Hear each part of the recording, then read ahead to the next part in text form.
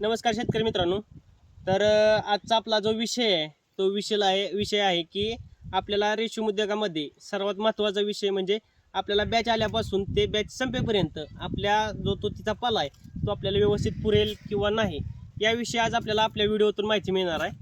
तर याचं एक सरासरी एक कॅल्क्युलेशन आपल्याला करता आलं पाहिजे, जेणेकरून आपल्याला जे आपल्या बॅचला आहे तो आपल्याला सर्व बॅच निघेपर्यंत आपला जो पाला आहे तो पाला पुरला पाहिजे.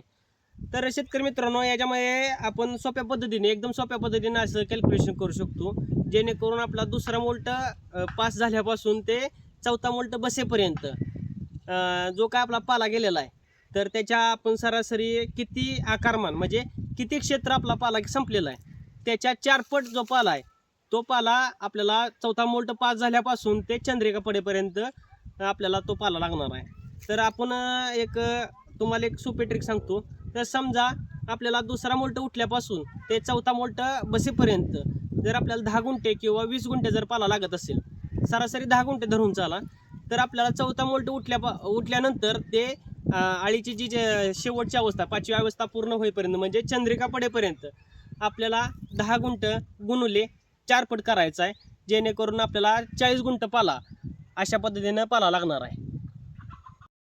तर शेतकरी मित्रांनो, जर तुम्हाला आमच्या रेशीम उद्योगातील नवीन नवीन आयडियाज आणि नवनवीन जर तंत्रज्ञान याविषयी जर माहिती हवी असेल तर तुम्ही आमच्या इंस्टाग्राम पेजला फॉलो करा आणि यूट्यूबला सबस्क्राईब करून बेल आयकॉन ऑन करा, जेणेकरून आमचे जे सर्व नवनवीन व्हिडिओज ते आपल्यापर्यंत सहजासहजी पोहोचतील आणि तुम्ही त्याचा एक अनुभव म्हणून किंवा तुम्हाला ते रोजच्या जीवनामध्ये वापरण्यासाठी तुम्हाला सोपे पडतील. धन्यवाद.